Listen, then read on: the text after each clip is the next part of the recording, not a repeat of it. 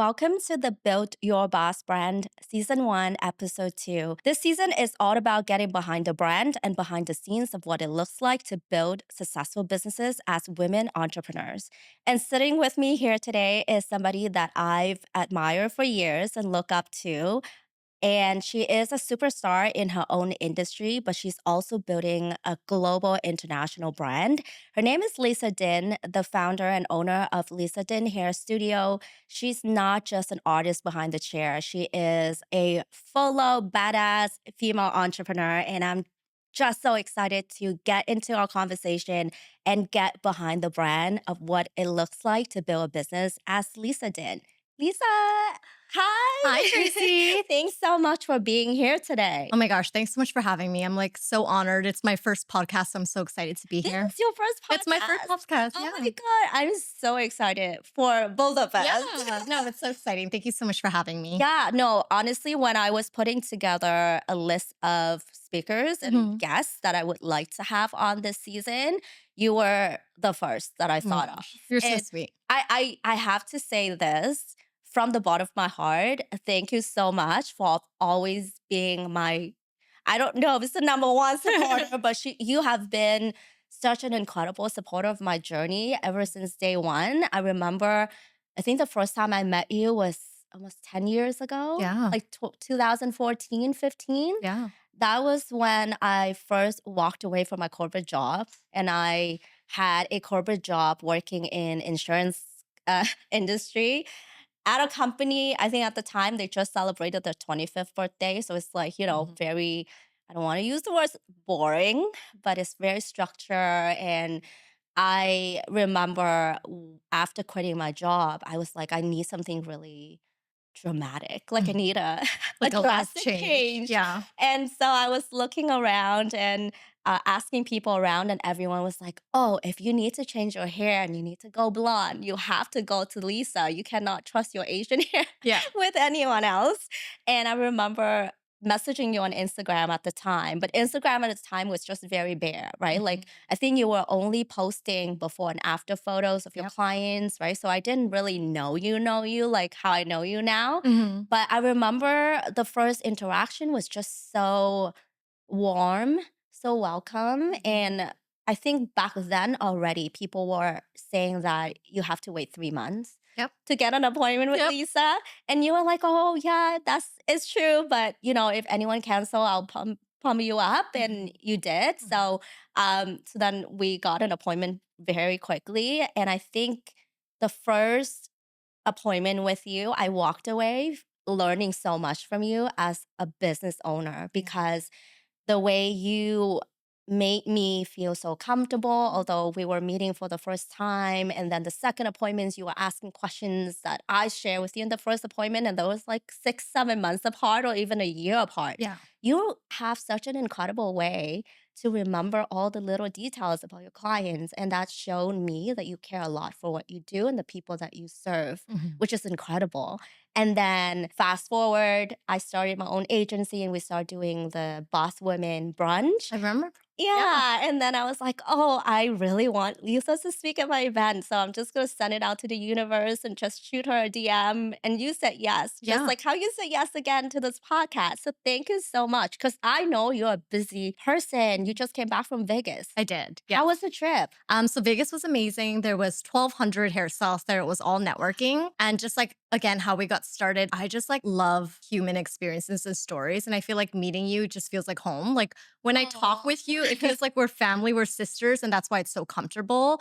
So even watching your journey and how you got started from corporate to going into obviously what you're doing now and podcasts and then doing, the keynote speaker for you was just like incredible to see that growth.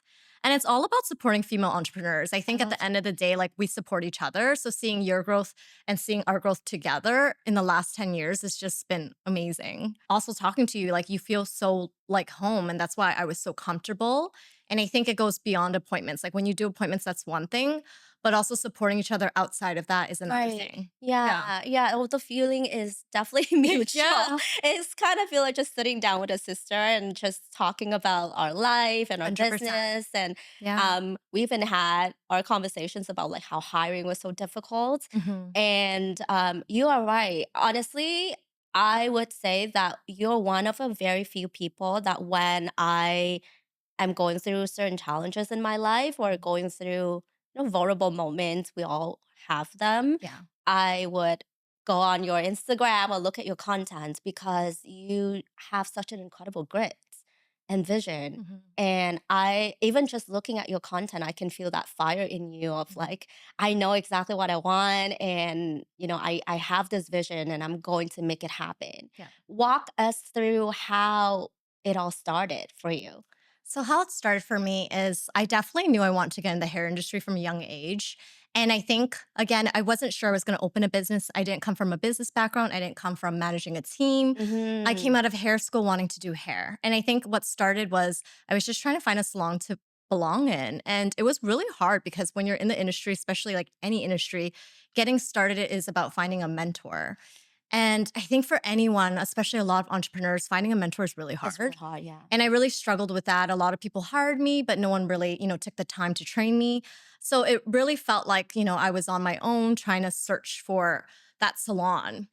And it got to the point where I worked, in salons in and out and still didn't feel a place of belonging. So it wasn't until I kind of took it into my own hands and said, you know what, if I can't find it, I'll create it. Mm, So I started working for myself, freelancing. And I think that's when it really began. It was just Lisa behind the chair, yeah. me as a freelance hairstylist. I worked for myself for 5 years in my basement. And that's really where it really got started. I think behind all of it, like that was where the grit was started, like the adversity started there. And I think it wasn't until I started truly believing in myself, was until I opened a business. What are the steps did you take to get to the point where you feel like I'm 100% confident in Mhm. myself? Well, I don't know if we Yeah. ever can be 100%, but close to 100%, and that I am ready to make the next big step. Definitely. So I think like a lot of entrepreneurs, it's a big, big leap to open your own business or get into any type of For business. sure. I think there's a sense of almost like imposter syndrome. Like, how are you fully ready? You never know you're fully ready. But I think what it takes is taking that risk. And that's what I did was I took that risk on myself and I bet on myself. And even though I didn't know if it was going to work, I think just being able to take that risk and do it was the first step of me getting to where I am today. So it just honestly took, one person believing in me for Mhm. me to believe in myself. And that's why I think like supporting women is so important in business. Yeah. And once that one person believed in me, I ended up opening the salon. I got booked, 3 months, 6 months to a whole Yeah. year. And that's where it And now you can't started. even book her anymore. Yeah. So it's like, and that's how, I had you in my chair too. And Yeah. at the time, like doing Asian hair was such a big thing and it was such a niche market. And I feel Right. like that was the time when I started. And that Mhm. really kind of like, propelled my career into what it is today. Yeah, that's Yeah. incredible. And I think you started with a niche. Hmm. And I think the first few years, it was mainly based on referrals and word of mouth too. Yeah. Like I always have people that know Lisa, or Hmm.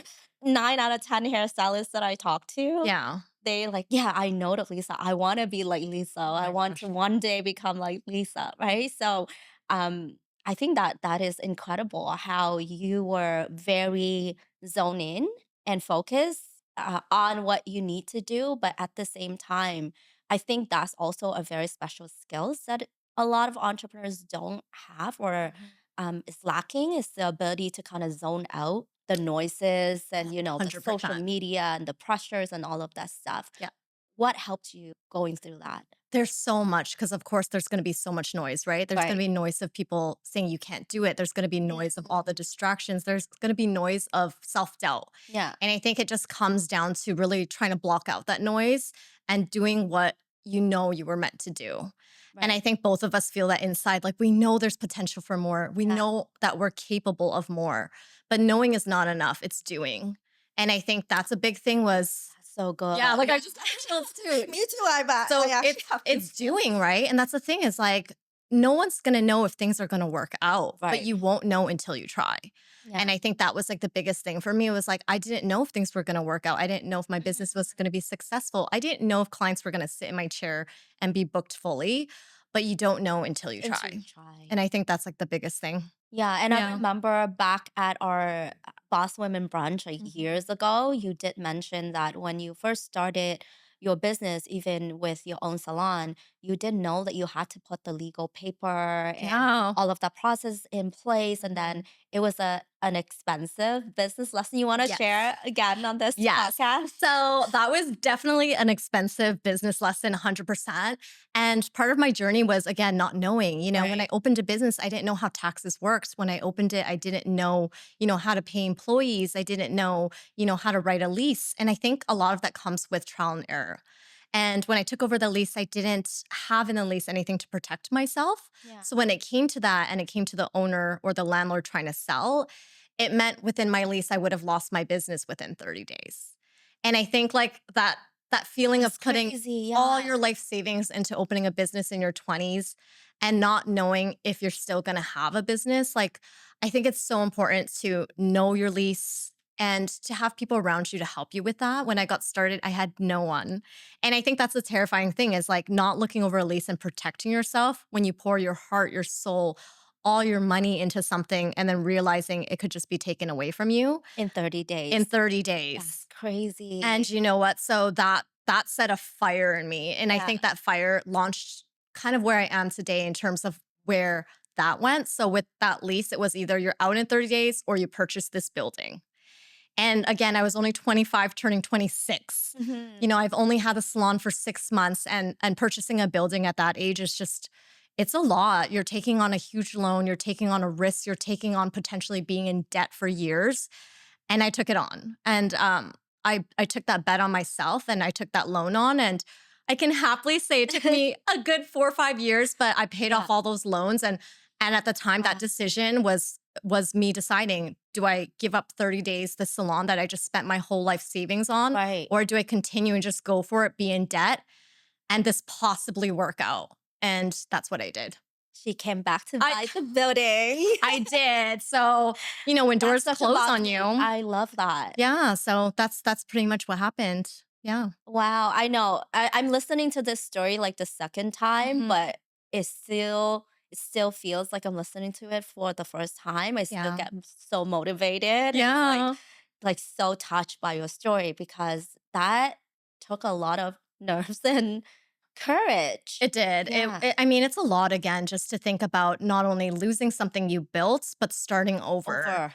And at that point, I was like, I can't start over. I spent my life savings working to build Right. this up. So I think at that moment, I just had to make a decision. And I think that's why sometimes taking risks can be worth it, Mhm. scary at times, Yeah. but in the end, like ultimately, it's up to what you want to do. Right. And it Yeah. was very like calculated risk. It Yeah. was a calculated risk, but also a big A risk. big risk.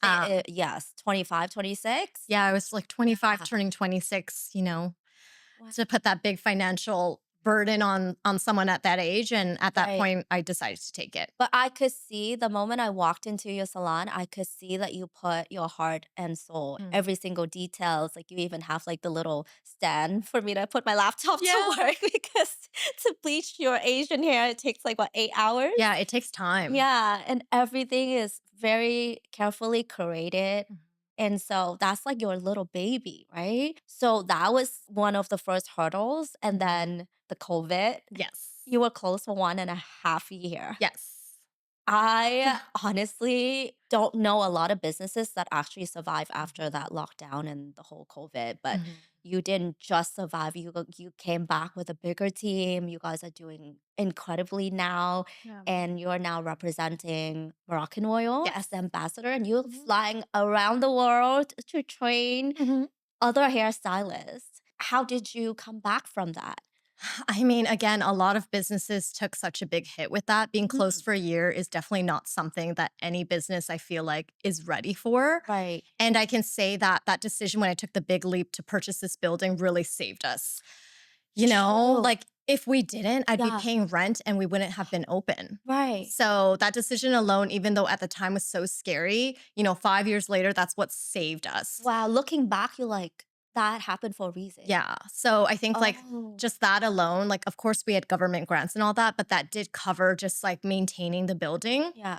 And that's what really helped us survive. And I think when we reopened, lucky enough for our business that we were able to continue and to thrive after that. and then thriving by, like you said, becoming one of Morocco's global color ambassadors. It's been 4 years now. So I joined them as one of Canada's Moroccan global color ambassadors since March 2022. Oh, wow. So Yeah, literally right after COVID, when you right took that on, after. and it's been such an incredible journey for you. Mhm. I've been watching and I'm Thank you. just so happy for you. Like I can actually feel that you're very fulfilled and happy Mhm. being on stage and sharing your knowledge, your skills. That's really, really great. I'm very happy for you. Thank you. So the season is about behind the brand and behind the scenes. I want to get a little bit behind the brand and behind the scenes because I know you went Course. through a bit of a health challenge Yes. recently as well. Do Yeah. you want to share a little Yeah, bit of about course. So that? that's the thing is a lot of people don't share, the things they're going through. If they're going through anxiety or depression or health scares, I'm a really big advocate on mental health because it's so important to take care of yourself as well. Mhm. And I was going through some personal, health struggles. I think as a woman, a lot of us go through, Yeah. one of four have fibroid cysts, myself being included. So I went through the whole year and a half, traveling, doing shows, going on stage with like a 2 pound non cancerous fibroid. And I think like that alone taught me how resilient and strong I am. I didn't tell anyone, I just continued. And I think at the end of the day, it comes to a place where, one out of four women have it. You're not the only one. So when it comes to struggling, I knew it was something that I could overcome and I can share that to spread awareness to other women. And I love that you did that because you spoke up and you were very transparent with your whole story. Yeah. And I feel like a lot of women could relate to that because I Mhm. know other women who had gone through similar story as well, but Yeah. no one talked about it. So Oh. when I saw that on your Instagram and on your social, I was like, yes, Lisa. Oh, and that's Lisa's always the first to you know what? It's break the like glass ceiling. exactly. It's just like, no one talks about it. So when no one talks about it, it makes you feel so alone. And I think like feeling alone, especially as a woman in business and a woman that's, not having that support, it's so important to be able to share that because I feel like that helps other women. And after sharing that, I had so many people message me and saying that helped them. They're going through it. And it just really shows you don't know what anyone's going through behind the doors. Like they could be posting on social and they can be posting all that, but like everyone truly struggles. So I think at the end of the day, like compassion and being kind goes such a long way. And sharing that is just for me, it's giving back. And I think that's important because when you don't have anyone to kind of guide you and you don't have that support, I want to be able to kind of fulfill that for others. I love that Yeah. so much. You're doing great things. Thank And I you. think that's your core brand. I don't want to use the word branding because it Mhm. sounds very businessy, but at the same time, it is your brand, your true brand. When I think of Lisa, I think of grit, I think of big moves, Mhm. I think of integrity and authenticity. Like when you sit down with Lisa, you're going to get the Lisa online, offline is the same Lisa, Yeah. right? And you're going to get everything that you might not want to hear, but you Mhm. need to hear. And how is that translating into you now growing a team? And I know you're Mhm. also mentoring a lot of the artists now Yeah. who no longer with your team and Yeah. they're like going off doing their own things. But Mhm. a lot of the top artists in Toronto right now Mhm. are initially came from being under your mentorship, right? Yes. So how's that translating into your team growing? Because I think that's the next hardest step Mhm. after establishing a business and gaining clients is okay, how can I expand my business without me doing more work? Exactly. So, it's really hard because, again, when you grow a team, you take on this responsibility you never had before. And I Mhm. think being so young, taking on a team of 15 stylists when I never managed, a team before, and you're managing expectations now. So I think a big part of it is I think in the beginning, I had not enough experience to understand how to manage a team. So it gets really personal. And when personal and business are blurred, Mhm. it's very hard to be a leader. And I learned from that. And from that, I realized it's okay to be transparent and it's okay to be raw and unfiltered and let your team know what's happening because they need to hear that in order for them to understand. And I think in the beginning, again, I had a little bit of ego. I was trying to, lead a team without showing them my vulnerability. Mhm. And I think now at the stage that I'm at now, showing vulnerability actually builds up your team. Yeah. It shows them that you trust them. It shows them that you can open up to them. It shows them that you can tell them when you're not just at a high, but you're at a low, Yeah. and they will support you in that. And I think that's like the biggest thing for me is knowing now that my team supports me, even if, again, we're not I think going back to that, just being Yeah. transparent, leading with kindness, compassion, and leading without ego. Yeah. Yeah. And I think all of that also help them trust you because they know that you're really leading with your heart. 100%. Yeah, Yeah. And you care a lot for them I too. do. Right? Yeah. And that's the thing is even like you mentioned earlier, like the team that left, like at the end of the day, I love them all. Like I support them if they work for me or if they're not with me. Cause at the end of the day, everyone has their own journey. Yeah. And I think that if you can keep that relationship and that friendship, like that is so important. Cause again, yes, we're here building businesses. Yes, we're here to be boss babes, but we're also human. Hmm. And I think having that human connection with your team and outside of your business is so important. Yeah. Yeah. One of the things that I've learned growing my own team too is that at a certain stage of your business, you're going to have to accept the fact that people are not going to get to the next stage with you. And it's um, Personal. nothing personal. No, Nothing. It's not because they don't have what it takes. It's just that we're on different pages, right?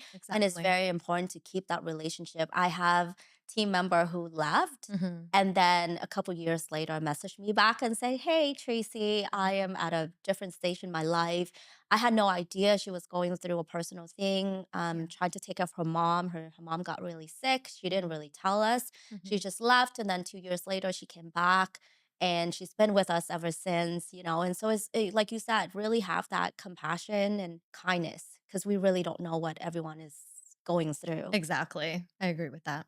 I love that. I love our conversation is flowing really well without even I trying. know. It's like Let's talk about the time where you experienced burnout and drained out because I'm I consider myself as an introvert.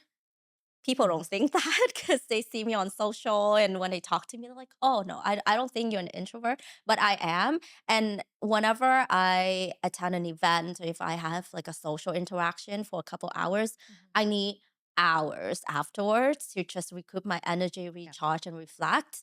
But I could imagine you could go hours just talking to so many clients and managing the team. And then you have a little Toby running around as well. I Like, do. how do you manage your mental health, your physical health, and how do you know when you have burned out? Because for me, usually I don't even notice a sign until it Mhm. gets like really bad, like when I get a migraine or like my body shut down or I get really sick. Then I'm like, okay, I need to stop.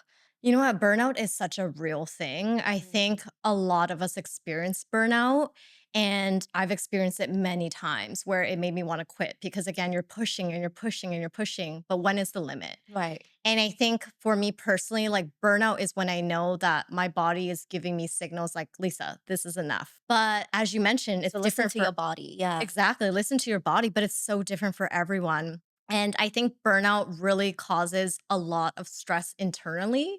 And a lot of us don't realize that, but burnout and stress does cause us to get sick. And I kept getting sick. Mm. And I was realizing, oh my God, this is my body telling me to slow down. It's my body telling me to stop. And that was like the biggest sign for me to realize what burnout was when my body decided to shut down and said, "Lisa, you're done." And I think like that's again, all of us experience Yeah. burnout. It's a real thing, and what's challenging is finding that balance of what does that look like for you and how to help yourself before the burnout happens. Yeah. Yeah. Yeah. You mentioned the word balance. Yes. Now that I'm a mom, I find that it's very hard to actually find the balance. So I don't even know if balance actually exists. I feel like balance is something that we create, not Mhm. something that we find. What does balance look like for you now? Because I can't imagine being in your shoes. You travel almost half a year and sometimes you go across the world with like Mhm. the time difference and you on the go all the time Yeah. and you have to also make sure you look cute and Yeah. go on stage and know what you're talking about and representing such a big brand. Mhm. You know what? It's funny enough, I actually tattooed balance on Oh my here. God. So if you look, I tattooed love yourself, and on Yeah. this hand, it actually says balance. And the reason Is I there any tattooed way it, we can okay, you can the reason I oh, this one, tattooed this one. balance is was a physical reminder on my body, like, Lisa, you need to have balance. And it's I funny love enough, I that. tattooed it on myself, but I literally did. And the reason is because balance is so hard to do. Mhm. And I think when it comes to that, like we all struggle with balance. Like you being a mom, me running multiple businesses, like balance is not something that all of us find. And I think with time, I realized balance looks different to all of us. Balance can be taking time, let's step away from your baby, just drinking water, giving yourself 5 minutes. For me, balance is making sure that when I'm working myself to feed myself nutritious food, put back into my soul, put back into my body, something that is outside of an obligation. I think that's what balance is. Balance is making time for your family. Balance is being present for your partner.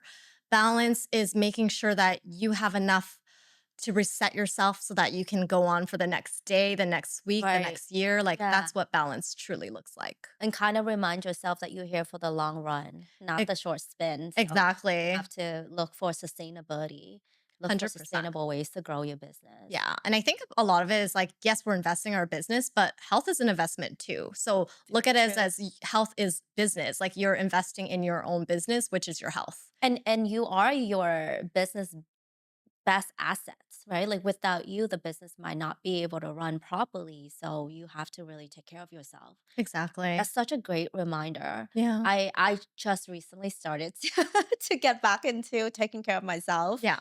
And it feels really good that I'm investing back into myself and knowing that I feel better. I show up better for my team. I Yeah. show up better for my daughter and my family as well. So it is very important. You mentioned multiple businesses. So Mhm. let's talk about the multiple Okay. businesses outside of the Lisa Dinh hair studio. Yeah. So I think it's important to make sure that you have other income coming in. Of course, passion is Mhm. one thing, and you can turn passion into an income, Right. which is kind of like what I did.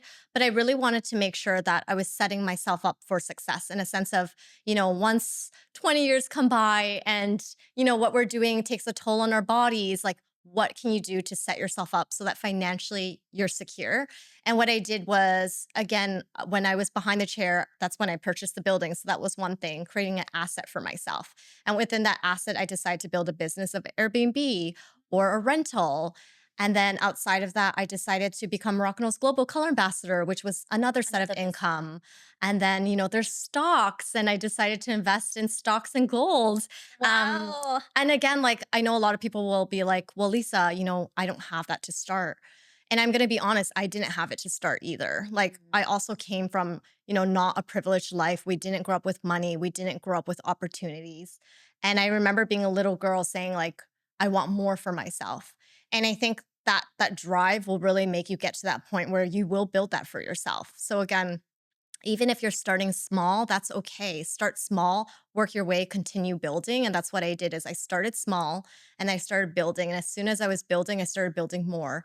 And I think like that's a way to protect yourself, and that's a way to build generational wealth for your Both, family to come. for So sure. yeah. Yeah, I so appreciate that you mentioned start small Mhm. because when I left my corporate job and started my own agency as well, I knew nothing about business. I knew that I wanted to do something Mhm. creative, but I had no idea how to do accounting, bookkeeping, all of that Same. jazz. Yeah. I had the toughest time getting clients at the beginning Mhm. because I was never taught to believe in my own worth, whatever it is, right? And I just remember telling myself I was not good with math in school, and so Mhm. automatically translate into I'm not good with numbers and I'm not good with money. Mhm. And then I had to really rewire my brain to start thinking, like, actually, money is not that hard. It's one plus one equals two. Mhm. You don't have to do any advanced math with that, right? So I had to actually start looking at books and finding information to educate myself about taxes, about setting money aside. Investment comes after, but I don't know if you remember, there was a time where I was a part of this network marketing company, and I talked about it back then with a Mhm. lot of resentments because I was like, that was 5 years of my life. I don't know how I was so Naive. You're naive. intelligent, but just naive at the I time. was, yeah, Yeah. like naive to follow such a business and a structure where, like you said, you have to listen to your gut feeling. And I Mhm. feel like the entire time I was in that business, my gut feeling was like walk, walk. But again, I was raised to figure it out. Yes.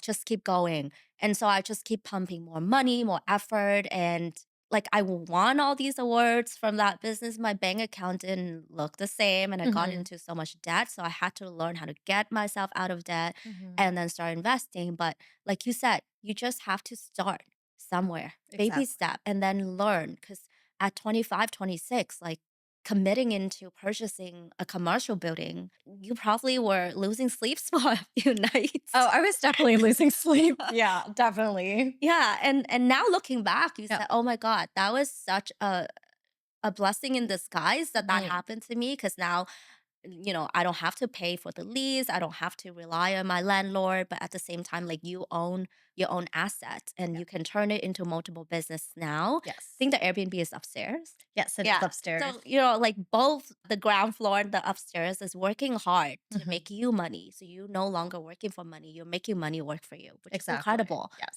And have you always been this kind of person? I feel like ever since I met you, you've been this kind of Mhm. person. But maybe we'll go back a little bit to the little Of Lisa. course. So I honestly think like again, even for myself, like I was also naive. We all kind of, are not brought up to learn about taxes. I was also bad at math, so that's a common thing. Like, and also coming from, immigrant Asian parents, I also felt that sense of I don't feel enough. Hmm. And that really stays with you. And I think a lot of it is trying to get out of that mindset of you're not enough. What can you do to feel enough? So, again, when it comes to that, I didn't have that knowledge of how to make money. I didn't have that knowledge of how to invest, how to pay taxes, but I had the knowledge that I could do more for myself, set aside school. Cause again, I didn't go to university. All my friends went to university and I felt like I was behind because I was like, Right. oh That my was the God, norm. Yeah. that was the norm. And not going to university meant what do I do? So instead, I realized you can use a skill set to make money. It doesn't mean you have to be good at math. It doesn't mean you have to be the smartest person in the room. Hmm. But what it does mean is it means you can network. It means you Right. can build a skill set for yourself. It means you can put Learn. yourself out there, learn, like do Mhm. what you can. And I think like that's the biggest thing is we all start somewhere, but it just all really depends on where you take it and where you start doesn't define where you're going to end up. That's Mhm. so true. That's really good. Well, take us back a little bit to your childhood. I Yeah. think a lot of the things that happen in our childhood really make us who we are, good or Mhm. bad, right? And then now that I'm in my 30s, I'm realizing a lot of things that I was taught in my childhood that kind of form a certain beliefs, or now that I have a daughter, is just kind of like just unwiring a lot of things. Take us back to the little Lisa. When did you find out that you have passion for beauty? So the little Lisa was very scared, not confident. Again, growing up, in families where we're not well off, so the little Lisa really struggled to find a sense of like herself. Mm. And I think like for me now in my 30s and realizing that little Lisa just needed someone to hug her and tell her everything's going to be okay and to tell her you're going to be just fine is the adult that I became. Mm. And I became the adult that I always needed as a child. And when I say that, it's because I really nurture and value my team. And I look at them as also the little them that they are, Yeah. because the little Lisa just needed that. And I think going back into my childhood and not having much, not having education, not having enough money, not being raised where I was taught, how to do taxes, not taught how to invest Managed money. manage Yeah. money. Like we're not taught that at a young age. So you really go through life not knowing how to do any of that. And I think that's not until you take matters into your own hands is just because you don't know doesn't mean you can't learn. Everything can be learned, but I think the soft skills like kindness and compassions are the hardest to learn. That cannot be learned. Yeah, that cannot. But I think like it goes a long way. And it's not even it's real genuine compassion. It's being authentic to who you are, authentic to the people you meet. I think is so important.